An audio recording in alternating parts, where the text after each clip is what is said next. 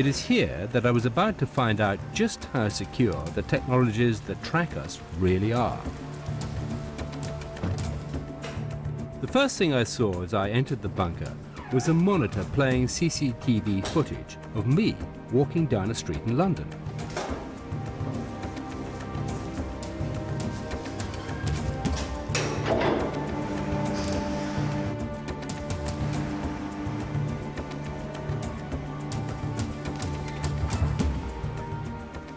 And deeper inside the complex, loudspeakers started playing a recording of my voice.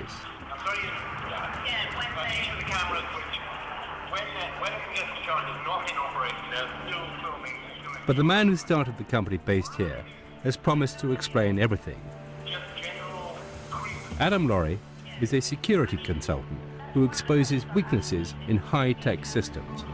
And while I have been investigating technology, it seems technology has been investigating me. Okay, so you probably recognise the voices. That's you having a meeting with Heather Brooke. He'd somehow managed to make Heather's mobile bug one of our meetings. So we were bugged. So basically, yeah, the phone not only bugged you, it was also a tracking device to find out where you were in the first place. Without me knowing, Adam had signed Heather up with a perfectly legal company which offers to pinpoint the location of any phone registered with it. He then used the Bluetooth communication facility on her phone to listen to our meeting. So I was able to bring up a map showing where that phone was, drive to the general area, scan the area for the Bluetooth. Once I found it, I then, I had a visual on you guys, so I saw you sitting there. I was in a cafe round the corner, yes. Initiated the connection, told the phone to ring me, and then recorded the conversation. Nice. When a congestion charge is not in operation? These... And how did you acquire these? Adam had also accessed CCTV cameras that were filming me on the streets of Soho. They transmit on a wavelength that is surprisingly easy to intercept and so allow the images to be captured.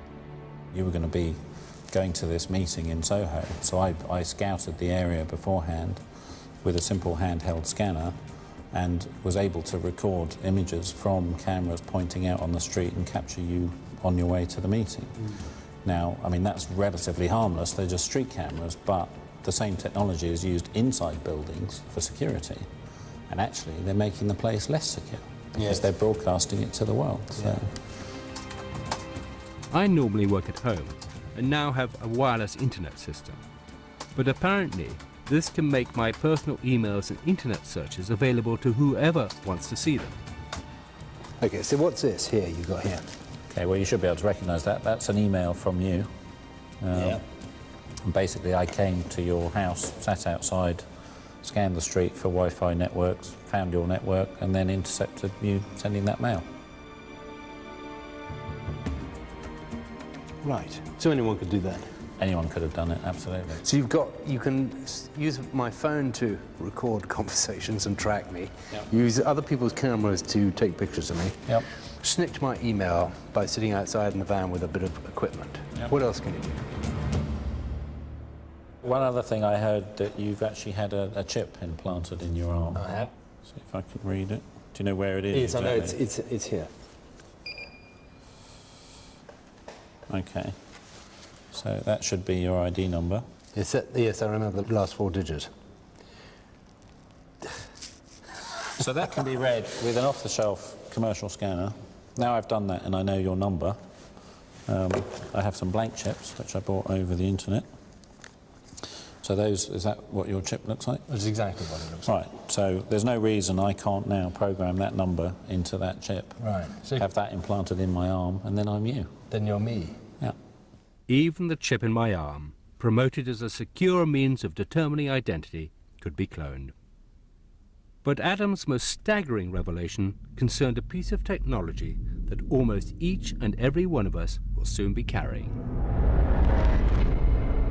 I know you've been looking at the new passports and ID cards and so on, and that's a concern for me as well. I mean, here's a new passport, and this has a chip in it. That's the chip, is it? That's the actual chip that will have your data stored on it. Yeah. And my concern is, you know, the privacy of that data. So I was curious what was actually stored on there. So I've written some software that will actually try and read it. Can you do that? So yeah, what I'm going to do now is read this one. This is my son's passport. And after just a few seconds, all the personal details stored on the passport came up on the screen. Adam had cracked the new RFID passport, introduced for its supposed security. And this, remember, is the technology that will be used in the ID card. Okay, so this is the data that's stored in the passport. So we've got his name, full name, date of birth, yes, nationality, and so on. So can anyone pick up this passport and read it from a scanner, or do they need something else? It's slightly more complex than that. You actually need a key. Yeah. You need a cryptographic key to be able to read it, but the key is derived from information that's fairly easy to get hold of. Yeah. So it's basically passport number, date of birth, and expiry date of the passport. And they're all jumbled up together, are they? They're jumbled up in a particular way, yeah, which is a published algorithm. So, you know, I downloaded from the internet exactly how I jumble them up. So, you know, once you have that information, you can log into the passport and you can read it. It's unbelievable.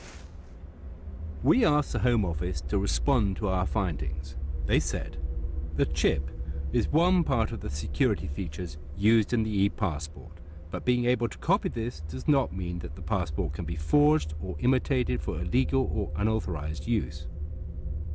But the fact that we have been able to read secure data from the passport without opening it is still of enormous concern.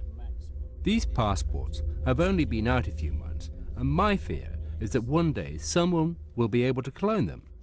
As it is, I don't feel they are keeping my personal information safe. And it's not just passports that have RFID. The new ID cards being introduced in 2009 will also have a similar chip. If you have very much the same technology on this as you've got in your passport, any old fool or anyone with a bit of know-how. Well, once the tools are out there, anyone who gets their hands on the tools, you know, I had to write my own because the software isn't generally available, but, you know, once the things are in circulation, it's all public domain stuff. The irony of all this is that criminals and terrorists, the very people these technologies are supposed to stop, will find and exploit weaknesses in the system. Terrorists won't be carrying their ID cards, they'll be carrying yours.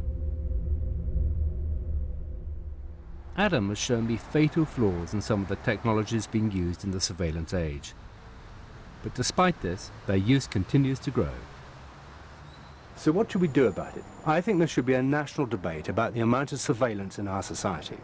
I think we should take control of our futures rather than just letting it happen.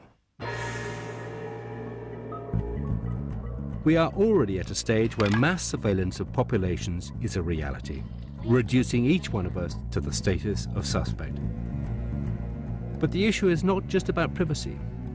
As we have seen, the lack of security in these new systems puts us all at risk from the very people they seek to protect us from.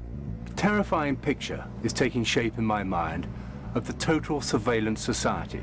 Is this really what we want for ourselves?